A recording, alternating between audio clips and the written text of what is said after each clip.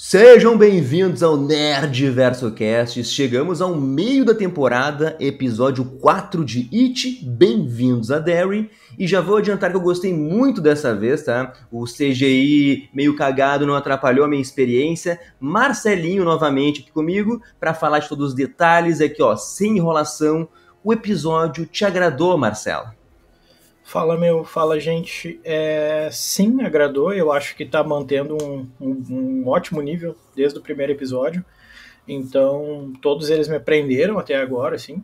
De novo, eu sinto que o terceiro e o quarto tiveram uma decadência muito forte em relação ao CG, mas também não é nada que eu fique tipo, meu Deus, que coisa mais horrível, é inaceitável, sabe? Nesse episódio até o CG ele ficou meio que em segundo plano, né, a gente teve lá primeiro a gente vê o Hanlon, né, queimado lá no fundo do rio e tal. Aí é super rápido, depois a guriazinha lá, amiga da Lily, com os olhos pra fora. Então, tipo, são momentos, assim, pontuais. Mas nada que tire a experiência massa do episódio, sabe? Pô, imagina um episódio de 1 hora, velho. Passou bem rápido, fazendo alusões ao passado. Aquela história, pra mim, o ponto alto do episódio foi ver contando os indígenas contando a história do Galu, né? Então achei muito legal aquilo dali, achei muito interessante de ver. E os momentos históricos ali, né? A gente vê também, a gente vai falar depois, tipo, a gente vê treinamento antibomba dentro do colégio, a gente vê o xerife lá ouvindo sobre a crise dos mísseis no rádio, achei legal também. A gente vê uma indígena reclamando do Destino Manifesto, que é outro momento histórico bem importante para eles. Então, Verdade. tudo isso eles trouxeram para dentro do episódio, achei muito legal, sabe?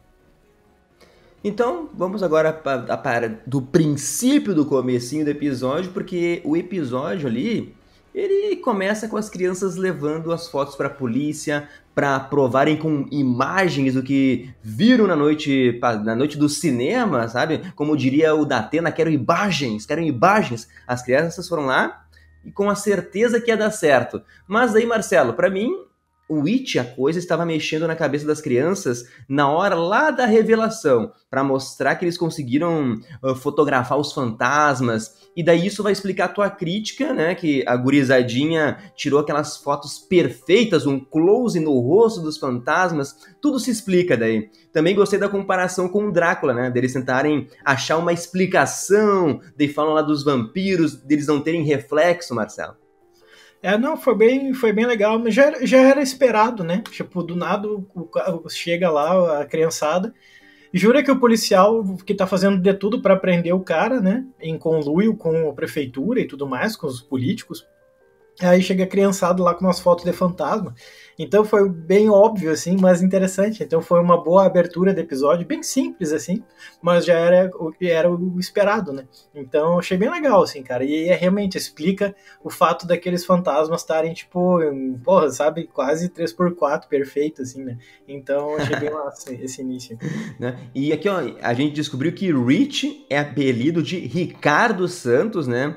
Que, segundo o IBGE, que saiu essas semanas, o sobrenome Santos é um dos 3 sobrenomes mais comuns no Brasil. Aí. Fica a informação do Nerdverso. E, de novo, hein, Marcelo, nesse episódio, mencionaram umas 3, 4 vezes o nome da prisão de Shawshank, a prisão lá de... Tu já falou? A prisão de um sonho de liberdade, da obra aí do Stephen King, que fica no Maine, e... Será que nós veremos essa prisão aí em algum momento dessa temporada, Marcelo? A série Castle Rock também, lembrei que a série Castle Rock também aparece a prisão em Shawshank, Marcelo. Eu acho que como a esposa do Hanlon foi lá conversar, né, com o pai da Ronnie, ela falou pra ele, né, que tipo, pô, tu vai pra cadeia, né, nós vamos tentar te livrar, ela vai tentar utilizar o movimento negro a favor na luta por direitos civis. Isso também é outro momento interessante que nós temos no episódio, porque vai mostrar como a população negra no início da década de 60 está lutando fortemente. Ela vai citar o Martin Luther King, vai citar o Malcolm X, vai citar o movimento dos negros todo nos Estados Unidos, né, para conseguir conversar com o cara. Ela fala, olha só, tu não teve habeas corpus, tu não teve direito à defesa, tu não teve nada, então a gente vai utilizar isso a favor. Só que, querendo ou não, tu vai pra cadeia nesse primeiro momento, né? Então eu fiquei pensando nisso, eu falei, pô, cara, imagina se eles chegam lá em Shawshank e tem alguma referência a um sonho de liberdade. Seria muito lendário, porque o sonho de liberdade você passa bem antes, né? Então ele se passa acho que uns 30 anos antes, na verdade. Então seria massa ter algum tipo de alusão dentro de Shawshank. Mas isso é só vontade nossa, né? Não significa que vai aparecer o que precisa aparecer, né? Sim, esse episódio foi muito bom, tá? Eu gostei demais dele. Tu já falou aí desse arco da Charlotte, depois a gente volta, porque eu quero fechar aqui o arco das crianças, vamos dizer. Porque a Lily, depois que a polícia não acredita ali nas fotos, né? Não tem nada das fotos que provem o que aconteceu no cinema, a Lily vai pedir conselhos para a única pessoa que escuta ela, que no momento é a chefe de limpeza do sanatório lá de Juniper Hill. E a amiga, né, essa mulher é a amiga que a Lily fez nesse local, né?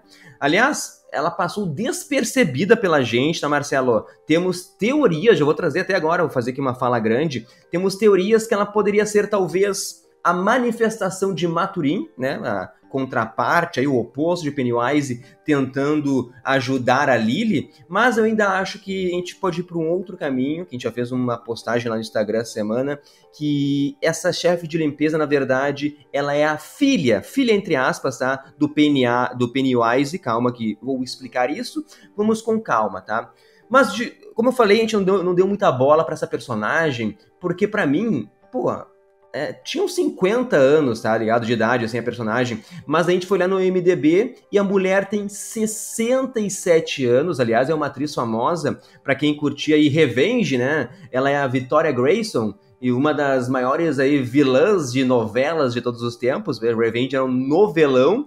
Logo, se pegaram uma atriz conhecida, de renome, tem tudo para ela ser alguém importante. E daí a conexão do episódio passado que a gente fez é que ela pode ser aquela menina fantasiada de palhaço no flashback de 1908, lá no circo, porque daí as idades vão bater, porque a atriz ela tem 67 anos, embora não pareça, e bateria ali alguém em torno de 60, 70 anos.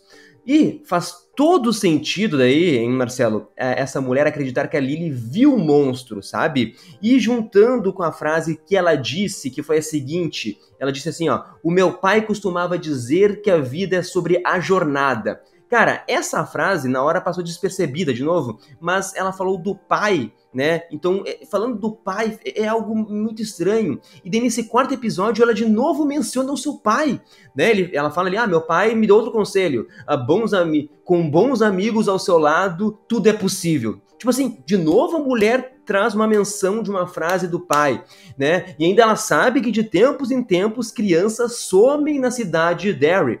Logo, essa mulher, na verdade, não é, eu acredito que não seja uma filha biológica do Pennywise, mas ela pode ser uma filha adotada. Ela, por exemplo, é, na verdade, filha de Robert Gray, ou para os íntimos, aí, Bob Gray, né?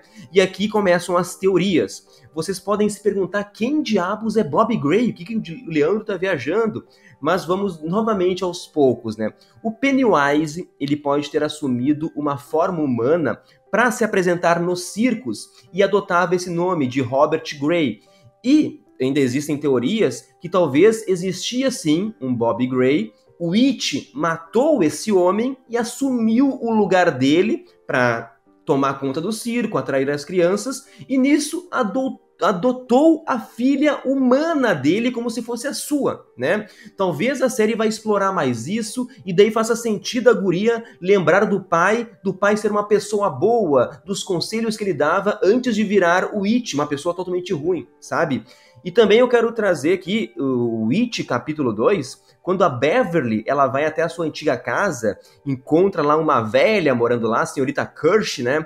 Que diz que o pai costumava trabalhar no circo, que era o Bob Gray, o Pennywise e o palhaço dançarino. E depois, daí, com certeza, o Andy Muschietti estraga a cena, transformando aquela velha em um monstrão de CGI, tá? Aqui é só pra eu dar minha cutucada pelo meu ódio mortal pelo Andy. Mas o que eu quero dizer é que nesse caso aí do It, capítulo 2, o It, ele assumiu o rosto da sua filha para assustar ali a Beverly, né? Eu acho que essa teoria da chefe de limpeza, dela ser uma filha adotiva do Pennywise, é muito forte, tá? Filha biológica eu acho meio difícil, né? Só se pegarem aqui, o It coloca ovos, desses ovos nasceu uma mulher. Acho muito estranho, tá? Em último caso, a mulher da limpeza ser somente uma manifestação do It para confundir as crianças, e também pode ser plausível, mas eu ainda acho uma teoria fraca, tá? Dentro de tudo isso, será que a gente pode falar, Marcelo, que existe essa relação da menina palhaço lá de 1908 com a chefe de limpeza? Tu acha que dá pra gente ir a fundo nessa teoria? Cara, eu acredito que sim, porque não faz sentido ficar focando nessa personagem e ela ser tão secundária assim. O fato dela ter, né, quando tu me falou dessa teoria, eu fiquei, será? Mas daí nesse episódio, quando ela citou de novo o pai dela, eu fiquei, cara, sabe, muita coincidência, de novo ela aparece, de novo ela cita o pai. Então, talvez, eu acho que essa é a teoria que faz mais sentido. Eu até pensei na possibilidade de ser o próprio Pennywise, tá ligado? Só que daí eu fiquei, mano, não faria muito sentido, não é o modus operandi dele, tá ligado? Ele já ia chegar, gorezão, já ia sair matando aquelas crianças, tu não queria nem saber, entende? Como ele já tentou fazer, inclusive, né, em outros momentos. Nem então, tomar um cafezão, né? Exato, não faria sentido ele parar tudo pra ficar, eu vou confundir elas aqui. Não, ele vai querer mas destruir aquelas crianças, tá ligado? Então eu acho que a teoria dela ser filha seria... funciona bem. E eu torço para que isso aconteça, porque seria muito legal de ver isso, cara, explorar essa questão. Seria bem genial, na verdade, da parte do roteiro, fazer essas conexões com o passado, tá ligado?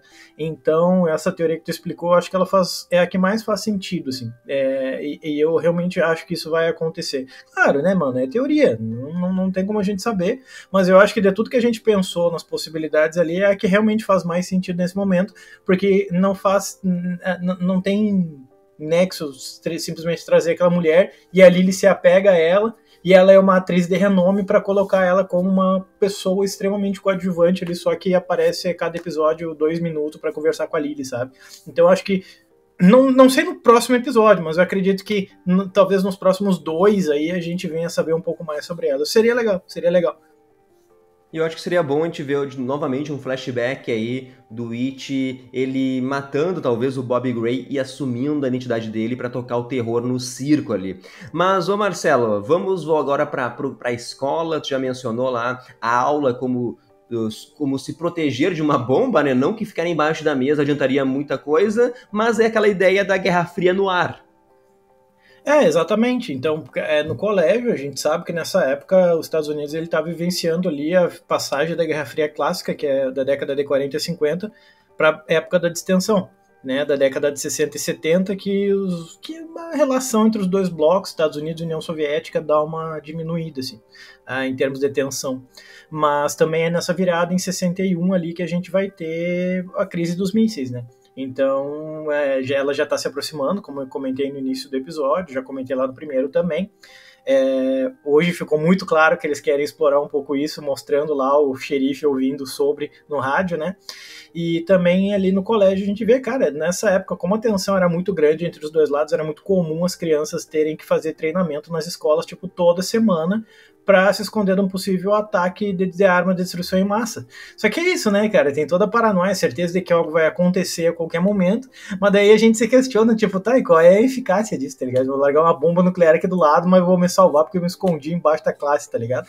Então a gente sabe que não, mas é uma forma de tentar diminuir os danos, né? Mas deve ser uma droga. Eu sempre fico pensando, quando eu vejo esse tipo de coisa, eu fico pensando como deve ter sido pesado viver nessa época pela tensão que essa galera vive toda hora, e eu acho muito legal a série trazer isso, porque isso faz parte da cultura da época. Não tem como falar de Estados Unidos década de 50 e 60 e não citar a tensão, a possibilidade de uma guerra nuclear acontecendo, sabe? Então, acho muito legal essas sacadas que a série traz de vez em quando, assim. Perfeito. E eu também gosto do Will, ele ser um personagem inteligente na série, Marcelo. O guri chegou na conclusão sozinho que a coisa, ela quer assustar antes de matar, que é o que já explicamos lá no podcast 1, que deixar alguém com medo é a mesma coisa que temperar ali a comida, né? Ele deu a explicação científica, no caso, o Will ali foi mais inteligente que a gente, né? Eu até acho boa também a ideia daquele remédio pra tu não sentir medo ali, sabe? Pra deixar o teu estresse com menos estresse no corpo, na verdade. Mas aí imagina, né? A coisa te ataca. Tu tem que lembrar de pegar o remédio. Se for que nem na água que atacaram o Will lá, pô, daí o plano já vai por água abaixo. Mas digamos que tu bote o remédio embaixo da língua. Quanto tempo até ele surgir efeitos, sabe? Mas é aquele esquema, são crianças pensando em soluções e daí faz sentido, sabe, Marcelo? Exato, a gente fica pensando com cabeça de adulto, né? Tu fala, o moleque pegou os remédios da mãe, acha que isso vai funcionar. Sim, pô, ele é um moleque, ele tem 10, 11 anos, tá ligado? Então, mas se a gente pensa um pouco mais racional, a gente vê que esse plano, ele não faz o menor sentido, no fim das contas, né? Mas é isso, são crianças tramando planos de crianças, então vai ter, óbvio, esses furos aí. Eu acho que a Lily até chega a derrubar, né, depois no vaso sanitário. Privado. Logo depois de fazer xixi, pega o negócio de volta e fala, que nojo, cara. Pô, vai fazer o quê? Vai colocar embaixo da língua aí, mano. Ia botar na boca da Marge lá, que nojo. No desespero, né? Mas então, entrando na parte da Lily, tem uma hora que começa a aula sobre lesmas. Nossa, ali eu já fiquei pensando, o próximo susto vai ser sobre isso, né? Telegrafado. Ainda mais a cara da Marge com nojo das lesmas. Tá? Mas antes de mencionar o primeiro grande susto do episódio, vamos ali para o golpe das garotas malvadas, naquele almoço com a Lily. Ali eu achei muito filha da putice, sabe? Eu achei muita maldade o que a Marge fez com a Lily. Olha a sacanagem de pegar o galã do colégio pra dar em cima da guria, e daí entra aquele exagero supremo, assim, começa a botar pilha que o Magrão tá apaixonado pela Lily porque ele olhou pra ela. Olha os níveis de crueldade das crianças em Derry, olha a influência do que o Pennywise faz na cidade, sabe? Deixa o bullying num nível super extremo, assim. E vamos lembrar que lá no It capítulo 1, os moleques do colégio lá uma hora pegaram o gordinho e começaram a cortar a barriga dele também. Exatamente, é uns bullying extremamente hardcore, assim, né, uns bagulho não é colar adesivo nas costas da pessoa sem ela ver, tipo, é uns negócios macabríssimos, assim, uns negócios pesadão demais, né, e a Lily, tu sente pena dela quando ela sofre esses bullying vindo da amiga dela, vindo da Marge, até porque, pô, ela tem uma carinha de coitada, assim, né, mano, ela tá sempre com aquela cara de triste dela, a gente sabe que é uma guria sofrida, já viveu em Juniper Hill e tal. E, tipo, talvez uma das únicas amigas dela ali, fazendo de tudo pra entrar no grupo das Pat lá do negócio, fica se voltando contra a Lily, né? Então a gente vê aquilo ali, dá uma pena. Mas é justamente isso, em Derry parece que o Pennywise, ele meio que tomou conta da cabeça das pessoas num nível tão grande, assim, que meio que se normaliza. A gente sabe que criança pode ser cruel, tá ligado? A gente tem essa noção de que criança às vezes faz umas crueldades sem tamanho, até porque ainda não tem noção de raciocinar sobre aquilo e tudo mais. Mas é pesadão, assim, o que acontece, né? Aí do nada, da forma mais inesperada do mundo, a gente acha que vai, coitada da Lily, cara, quando vê começa a acontecer aquilo com a Marge ali, é o negócio mais bizarro possível. Acho que foi o momento mais inesperado pra mim dentro do episódio, a forma com que aquilo se desenvolveu, extremamente gorizão, porque eu cheguei a sentir a dor, cara, eu cheguei a me encolher na frente da TV vendo aquilo ali, imagina sentir aquela dor ali, meu, tá louco? Não, tipo assim, o começo é sacanagem, né? Puta que pariu. O Andy Muschietti tá de palhaçada comigo. Aqueles olhos eu dei risada. É engraçado aquilo ali. Muito ruim. Mas daí o desenrolar da cena ficou excelente. Como tu falou, ela tá apavorada, ela pega um esquema e começa a fincar no próprio olho, né? Ali já chega a ser nojento. E eu acho que eu não teria coragem de fazer isso, né? Se fosse comigo, acho que talvez no desespero, falando mais alto, assim, tu não tá entendendo o que está acontecendo contigo, mas aí no final, a Lily tentando salvar a amiga, daí chega aquela gurizada da escola, né? Muito bom, né, Marcelo? Ali é fofoca para 6 anos, né? A Lily vai ficar conhecida como a maluca do laboratório de ciência, sei lá. Então, esse final, daí com a Marge, com os olhos, com um dos olhos todo fudido ali, aquele efeito prático, sangue. Então, a execução da cena foi muito boa, sabe? Então, a coisa está fazendo a Marge se automutilar, sabe? Isso aí foi grotesco, foi muito bom, Marcelo. Pô, super inesperado, assim, cara. Ficou muito doida a cena da guria serrando os olhos na serra de corte lá. Negócio pesadão demais. E aí, sabe, a Lily cai em cima dela e aí do nada ela segura o negócio e aí todo mundo entra na sala. Eu falei, mano, pior timing possível, né? Agora, tipo, mas imagina, é a guria que veio do manicômio, que é traumatizada porque viu o pai dela morrer da forma mais grotesca possível, que foi picado na frente dela, basicamente, né? Uma máquina de picles. e agora ela fazendo isso com a amiga dela, cara, a guria vai voltar pra Juniper Hill, então por isso que eu já defendo que no próximo episódio talvez tenha um pouco de desenvolvimento dentro de Juniper Hill, consequentemente a gente vai entender um pouco mais da Grey lá, da moça da limpeza, né, então eu acho que no próximo episódio vai ter isso daí, o que não seria ruim não. Eu gostaria de ver isso, Marcelo, mas eu ainda acho que talvez a Marge vai limpar a barra dela dizendo que foi ela mesmo que furou os próprios olhos. Mas eu gostaria, talvez a Marge fique ressentida e não fale nada, e mandem daí a Lily pra Juniper Hill, né? Mas, indo pro arco do Will, tem um momento lá que a mãe dele acha as fotos lá do cemitério, né? Pô, ali na minha época de criança, assim, era aquela mijada, aquele xingamento violento, se fosse no meu caso. A minha mãe já diria assim, ó, ou me conta tudo agora, ou sei lá, a chinela vai cantar aqui. É a Havaiana de pau, tá ligado?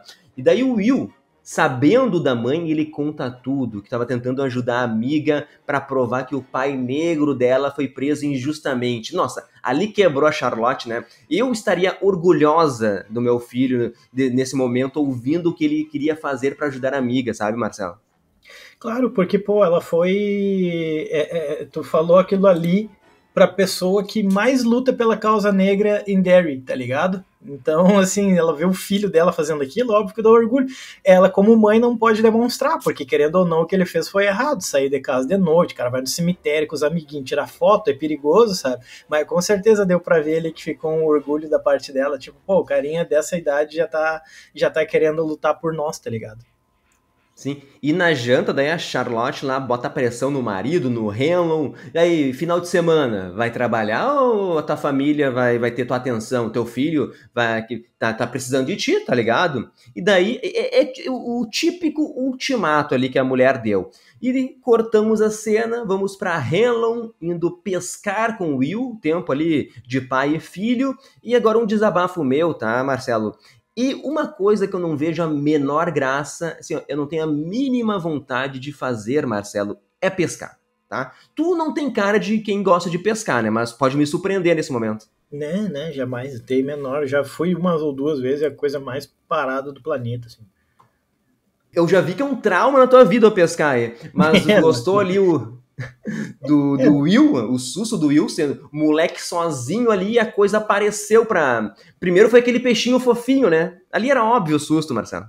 Quando ele baixou a cabeça na água ali, tipo, o pai falou, ó, fica aqui que eu já volto. Eu falei, eita, é óbvio, já deu pra ver o que vai acontecer, tá ligado? E tipo, o moleque baixa a cabeça pra olhar o peixe mais de perto, ele falei, bah, com certeza já vai aparecer o Pennywise aí, dito e feito. Aí apareceu aquele CGzão lá, né, dele usando o medo do moleque, do pai cair de avião, né? Aí aparece o pai todo queimado, falando que o moleque vai queimar junto. Imagina, o cara tá lá no carro, ouve a gritaria, vem correndo, e o moleque tá no raso. Ele fica se questionando, mano, como é que esse moleque se afogou aqui no raso, tá ligado? Água no joelho, assim. Aí a gente vê já, basicamente, ele meio que... Ele vê que o moleque não tá... Ah, alguém me puxou. Não tem como. Olhar os braços dele tão machucados, mostrando que de fato alguém puxou ele. Ele foi esperto, né? Na hora ele já falou, não, o moleque não tá viajando, não. Aí quem é que ele vai procurar por causa disso? Pô, o cara vai atrás da única pessoa possível, né? Então achei legal como essa cena se conecta depois na busca do Halloran, assim. Sim, ele se ligou, né? Pô, tem o maluco do brilho. Ele sabe que o general tá cavocando a cidade atrás de uma arma contra os soviéticos. Não tem como ele entrar em negação e dizer assim, ah, não, meu filho caiu sozinho aqui. O Henlon sabe que tem algo estranho, assim. E aquilo, né? Mexeu com a família dele. Então agora, pô, não dá pra fechar os olhos. Mas eu acho que a cereja no bolo dessa cena, Marcelo, é no final aquele do nada. Um balão vermelho, assim, no meio do rio flutuando. Um fucking balão vermelho. Algo mega simples, mas muito foda, né? Que o importante é que a gente sabe o significado do balão, né? É isso que eu quero. Eu não quero ver fantasma de CGI. Eu quero essas coisas simples, Marcelo. Exatamente, são coisas simples, mas é icônico ver aquele balão vermelhão voando em cima do rio, né? E depois acontece de novo na frente da casa deles, né? Então ele vê ali um padrão. É o tipo de coisa que a gente quer ver. Por isso que eu tenho gostado muito dessa série, no sentido de que, pô, ela é uma série sobre o Pennywise, mas ela não fica só explorando a ideia dele enquanto palhaço, parece que para trazer, né, um público maior, assim. Não, ela começa a focar em outras coisas, ela começa a ir além, né, ela começa a trazer uma história mais a fundo do Pennywise. Por isso que eu tô achando ela bem melhor do que eu achei que eu gostaria inicialmente, entende? Quando foi anunciado, eu fiquei tipo, mas pô, tá calando a minha boca, assim, mano. Já estamos indo pra metade da série e ver essas nuances ali, pô, o balãozinho voando e tal, uma coisa super simples, mas que funciona muito bem, justamente por não se debruçar e não depender da figura do Pennywise enquanto palhaço para sobreviver, porque isso foi acontecendo o quê? No quarto episódio, tá ligado? Na metade da série, assim. Ah, perfeito. E a segunda vez que tu mencionou que aparece o balão é aquela hora, né? O Will tem insônia, o moleque vai fazer o quê? Vai mexer no telescópio. Daí tem aquele susto telegrafado. E é um susto muito bom, lindo, né? Porque só tá aquele palhaço ali parado te observando do lado de uma árvore e te dá aquele cagaço. E daí naquele final lá o Hanlon vê o balão vermelho preso na árvore. Então tá trabalhando muito bem aí os últimos sustos o nosso querido Andy Muschietti, tá? Mas vamos pro arco do Dick Halloran, que temos talvez aí o bar dele, que a gente mencionou lá no podcast 1, sendo criado ali, talvez uma adaptação também, mas o coronel, ele cedeu um depósito pro Halloran, então talvez criar esse bar para negros, né? Ou só um lugar ali para eles se encontrarem, beber uma cervejinha, que é uma situação absurda, né? Os caras têm que pegar um lugar isolado para se reunir, sabe? Para não sofrer preconceito e tal. Mas a gente viu isso também em Pecadores, né, Marcelo? Os caras abrem um bar para negros lá e depois tem toda a confusão com os vampiros. Exatamente, exatamente. Então, de novo, a gente tem essa nuance da questão do racismo, né? De como a série traz, olha o momento de segregação, a ponto do general liberar um espaço para eles se reunirem, para os negros se reunirem, só que é afastado de tudo, né? E aí os caras abrem lá o lugar e o lugar é podre, assim, tá? Esquecido no tempo, cheio de teia, de aranha, e virou depósito de tudo que é coisa. Mas óbvio, pra eles aquilo ali é uma vitória também, né? A felicidade do Dick ali de ver aquilo ali, tipo, não, vamos organizar, vai ser o nosso espaço. Mas só a ideia de ter que existir uma coisa dessas já é triste por si só, tá ligado? Então é legal explorar essas questões, assim.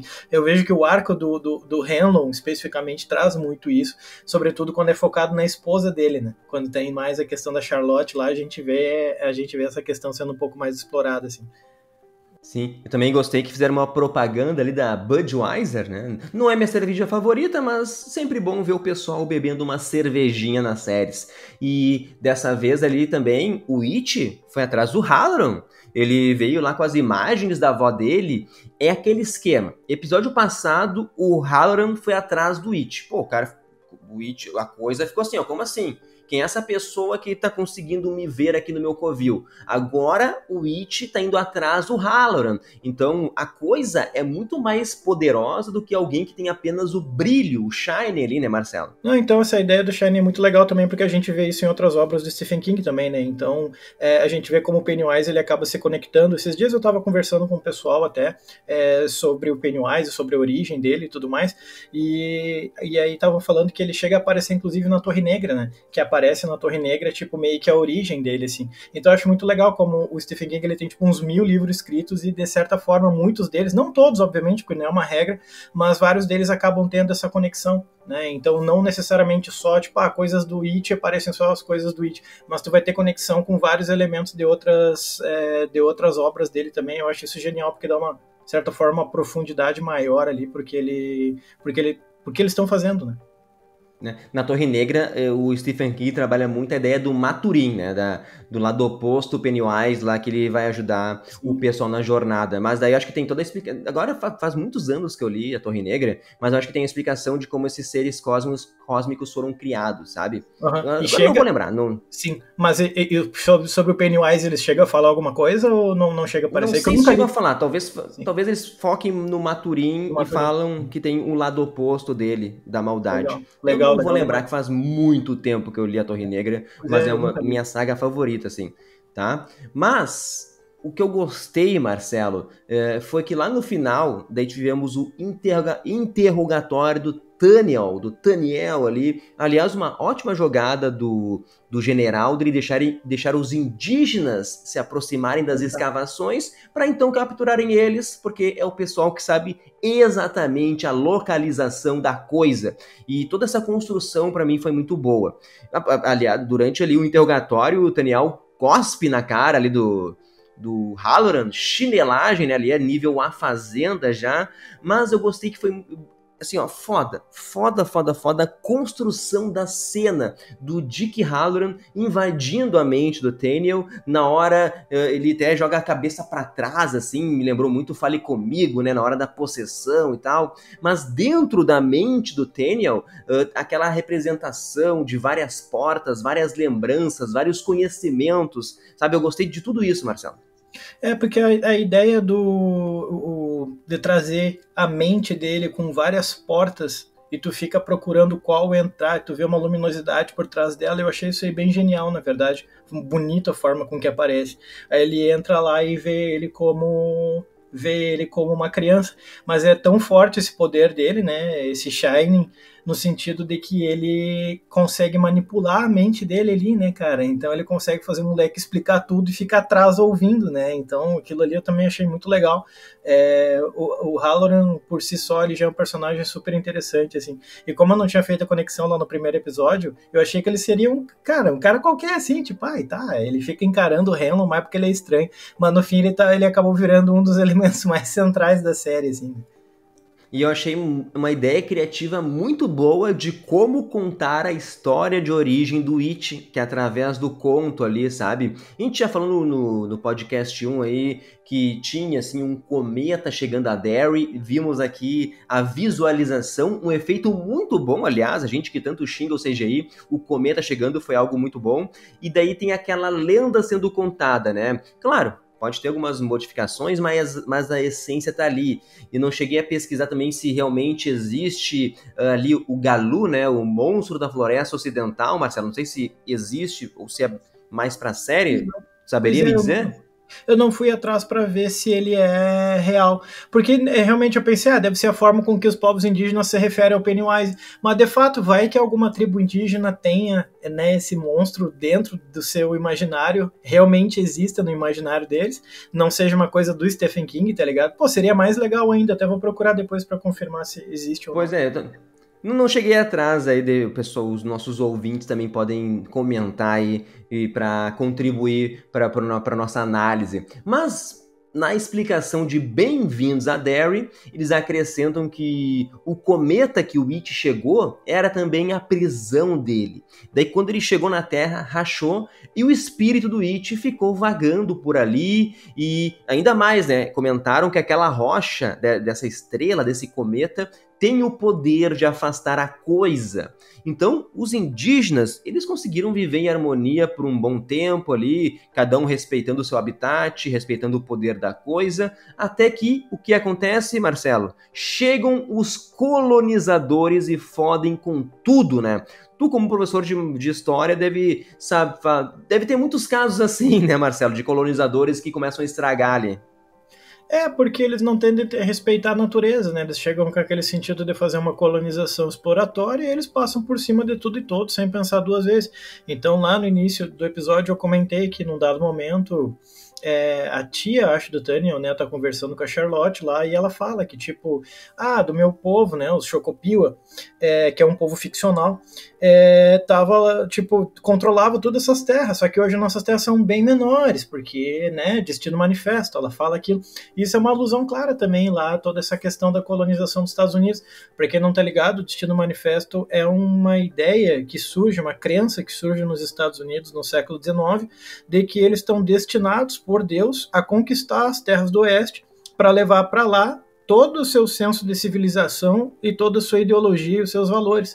Então eles entendem uma ideia bem etnocêntrica no sentido de achar que eles são superiores aos demais povos da região, cabendo ali aos povos indígenas que ocupam a região central do atual Estados Unidos e aos mexicanos que ocupam a região oeste dos Estados Unidos, né, antes de ser Estados Unidos, obviamente. Então eles vão se expandindo para cima daquilo. Então por isso que aquela indígena, num dado momento, faz a citação ao Destino Manifesto, porque a crença é a gasolina que os norte-americanos no século XIX utilizam como desculpa, basicamente, para atravessar em cima das terras dos indígenas. E a gente vê depois o Daniel falando, né, a questão de, né, eles chegaram aqui, a gente respeitava a natureza, a gente respeitava o espaço do Galu, e o Galu respeitava o nosso espaço. Chegou os colonizadores aqui no Destino Manifesto, atravessaram tudo, passaram por cima de todo mundo, e óbvio que isso trouxe problemas depois, né? Então ele comenta, né?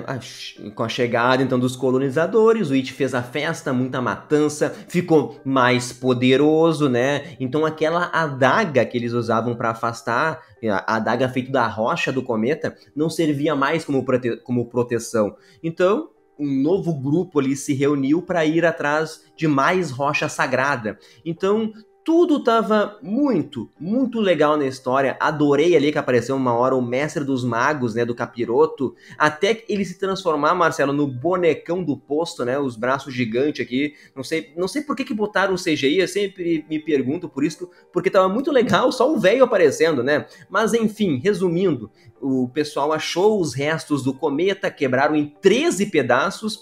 13 deve ser um número muito cabalístico para os Estados Unidos, né? Sempre usam 13. Pluribus são 13 pessoas não infectadas. Eram 13 colônias que se juntaram para virar a nação americana. Não sei o que os Estados Unidos têm com 13, sabe? Mas enfim, fizeram uma circunferência ali com essas rochas para delimitar o território da coisa, lugar então que é conhecido como Derry, né? A coisa está presa em Derry por causa disso. E depois de ouvir toda essa história aí, é meio burrice, eu acho, o Halloran ele querer destruir esses pilares, né? Espero que não seja isso, não seja a intenção dos militares isso, né? Até porque não vai acontecer, porque depois no filme do It, o Pennywise continua preso em Derry, né? Então, com certeza não vão destruir os pilares.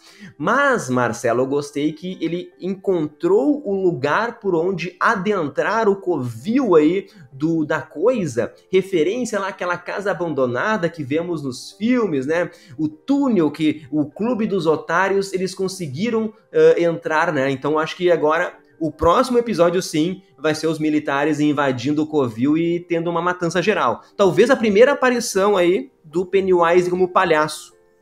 Eu também tô apostando na possibilidade de ser o Pennywise e o Palácio. Quando apareceu a casa ali, eu falei, com certeza no próximo episódio já vai aparecer o Bill Skarsgård ali, vai aparecer o palhação mesmo, assim, sabe? O palhaço original. Então, vai ser bem massa se isso acontecer já no próximo. Até porque, querendo ou não, nós estamos no 5º episódio agora, né? Já indo tem mais 4 episódios e acabou. Então já tá na hora de colocar ele ali mesmo. Vai ser bem massa se isso chegar a acontecer agora já. Vamos ver. Aliás, né, todo o arco dos militares, eu acho que os militares têm que ser todos mortos, né, para não continuarem indo atrás do Pennywise. E daí o Halloran, por exemplo, vai embora de Derry, vai trabalhar lá no Overlook, daí a gente vai ver os acontecimentos de O Iluminado, e assim continua a história. Mas para finalizar aqui o podcast, vamos falar então de Charlotte, que para mim foi uma personagem muito, mas muito foda nesse episódio, Marcelo. Assim, de novo, é aquele arco que lida com o racismo. E eu achei grotesca aquela notícia do jornal dizendo assim, ó, morador negro foi preso. Cara, pra que dar ênfase na palavra negro, né? É só falar que morador foi preso. Isso eu acho uma sacanagem, Marcelo. As nuances políticas, né, do jornalismo ali, já querendo trazer a maldade do negócio, né, não é morador, é morador negro, né, e é aquilo que eu comentei, sempre que envolve a Charlotte, a gente vê mais sobre a luta negra nos Estados Unidos, segregação, racismo e tudo mais, e ela é uma baita personagem, cara, ela peita todo mundo, né, então nesse episódio a gente vê ela querendo conversar com o pai da Ronnie, tipo, a todo custo, assim, né, cara, a forma com que ela vai passar por cima da polícia é muito genial, assim, então, ela é uma baita personagem, e a atriz faz um baita trabalho, cara.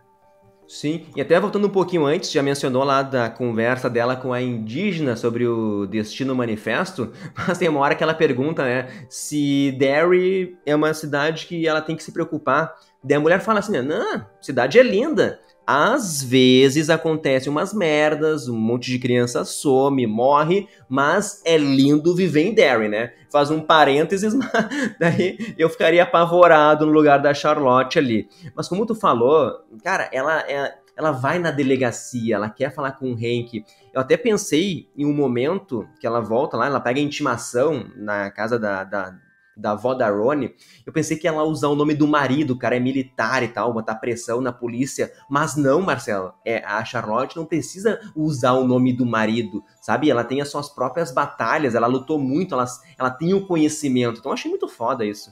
Isso que eu ia citar, cara, o fato dela, eu tinha certeza que ela ia querer dar uma cartada com o marido. Ah, porque meu marido é do exército, não sei o quê, meu marido é veterano e tal. Não, ela não falou nada, ela luta a luta dela, tá ligado? Então ela foi pra cima do xerife, o Bowles, né? Vai pra cima dele lá e eu acho muito legal aquilo que eu tinha comentado antes, mas reforçando, né? Se prestar atenção no que ele tá ouvindo no rádio no momento que ela chega na sala dele, dá pra ver que o rádio tá falando sobre a chegada de mísseis soviéticos na ilha de Cuba, né? Isso porque em novembro de 61, eu não sei qual é o mês que tá passando a série, né? Mas em novembro de 61 vai ocorrer a maior crise da Guerra Fria no momento em que Estados Unidos e União Soviética quase se pegam no pau diretamente por causa da instalação de mísseis soviéticos na ilha de Cuba voltado para os Estados Unidos, né? Cuba alinhou com a União Soviética em 61 e isso obviamente deixou os Estados Unidos em alerta vermelho por uma questão de proximidade geográfica, né, de ter um aliado da União Soviética tão próximo dos Estados Unidos assim. Então ele tá ali ouvindo aquilo no rádio, eu falei, bah, que legal esse detalhe que eles colocaram dentro do episódio, tá ligado? E eu ainda acredito que mais pra frente, mais no final da série, talvez tenha algum tipo de conexão ainda maior com a crise dos mísseis ainda. Seria legal de ver isso. Ah, é legal. Eu gosto quando começa, mesmo que seja uma série fantasiosa, que ela se una aí com os fatos que aconteceu no nosso mundo. Mas, ô Marcelo, quando a Charlotte, só para terminar o arco Charlotte, por ela já ter sido presa, ela sabe de todos os direitos, sabe como proceder ali, e eu achei surpreendente que era verdade que o Hank não estava em casa. Eu pensei que estavam tentando só incriminar ele, mas não. O Magrão estava na rua no dia do assassinato das crianças lá no cinema. E eu fiquei pensando assim, né? Cara, que merda que o Hank fez que ele não quer contar. E daí quando ele começa a falar que estava com uma mulher casada e branca, nossa, puta que merda, velho. Daí eu entendi o porquê que realmente é algo que ele não pode falar. Se ele menciona isso, ele é morto na hora, não chega na cadeia, né? Eu até pensei em que ele ia falar que ele estava com a mulher do chefe da polícia, que daí é o nível extremo, né? Ele gosta de correr riscos, Marcelo. Exatamente, ele gosta de correr riscos. Mas eu não sei, cara. Eu, tipo, olhando toda essa questão da história do arco da Charlotte ali, eu fui muito pego de surpresa nessa questão, porque eu caí no mesmo erro. Eu falei, não, a mãe dele falou que ele estava em casa porque ele estava mesmo. Mas no fim das contas, nem ela sabia, na real. Mas eu entendo o lado do cara. Porque se ele falar, basicamente, onde é que ele estava realmente, isso pode acabar gerando um outro tipo de problema. Ele se salva de um problema, mas ele acaba se enfiando num outro problema que pode acabar envolvendo uma outra pessoa num triângulo amoroso, que pode trazer o marido, que pode avançar sobre ele e sobre a própria mulher. Então eu achei até super louvável da parte dele de querer meio que, sabe, se colocar à frente e falar, não, deixa que eu mato no peito essa pra mulher, né? Então eu fiquei até curioso de saber agora, porque eu realmente não esperava por essa, cara. Eu realmente já tava acreditando de que sim, ele tava em casa e de que a mãe dele, tipo, ela tava certa. Então, no fim das contas, a mãe ela só quis defender o filho, tá ligado?